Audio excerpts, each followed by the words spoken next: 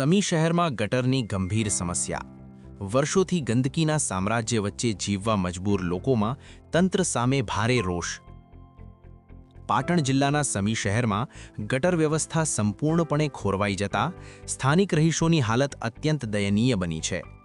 શહેરના અનેક વિસ્તારોમાં વર્ષોથી ગટરનું ગંદુ પાણી રસ્તાઓ અને લોકોના ઘરો સુધી ફરી વળ્યું છે. છતાં તંત્રની ઘોર ઉદાસીનતાને કારણે લોકોમાં ભારે આક્રોશ ફાટી નીકળ્યો છે. શાળાએ જતા નાના બાળકોને ઘૂંટણસમા ગંદા પાણી અને કાદવમાંથી પસાર થવું પડે છે, જેને કારણે બાળકોના સ્વાસ્થ્ય અને અભ્યાસ પર જોખમ ઊભું થયું છે. રાવળવાસ સહિતના અનેક રહેણાંક વિસ્તારોમાં ગટરના પાણીના નિકાલના અભાવે ઠેર ઠેર ગંદકીના ગંજ ખડકાયા છે. સતત ભરાઈ રહેતા ગંદા પાણીને કારણે મચ્છર અને માખીઓનો ઉપદ્રવ અસહ્ય રીતે વધ્યો છે, જેને પગલે શહેરમાં રોગચાળો ફાટી નીકળવાની પૂરેપૂરી શક્યતા સેવાઈ રહી છે. સ્થાનિક રહીશોના જણાવ્યા અનુસાર ગ્રામ પંચાયત અને જવાબદાર અધિકારીઓને અવારનવાર રજૂઆતો કરવા છતાં પરિણામ શૂન્ય રહ્યું છે. તંત્ર દ્વારા માત્ર આશ્વાસનો આપવામાં આવે છે, પરંતુ ગટર લાઇનના કાયમી નિકાલ માટે કોઈ નક્કર કામગીરી કરવામાં આવતી નથી. લોકો હવે એવો આક્ષેપ કરી રહ્યા છે કે શું તંત્ર કોઈ મોટો રોગચાળો ફાટી નીકળે તેની રાહ જોઈ રહ્યું છે?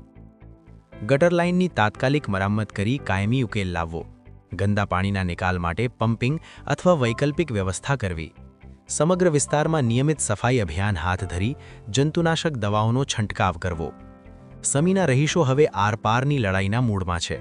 જો આગામી દિવસોમાં આ સળગતી સમસ્યાનો ઉકેલ નહીં આવે તો સ્થાનિકો દ્વારા ઉગ્ર આંદોલન કરવાની ચીમકી પણ ઉચ્ચારવામાં આવી છે.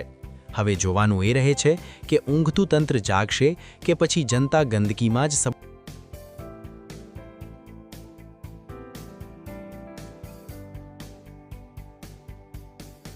બોલો શું તકલીફ છે?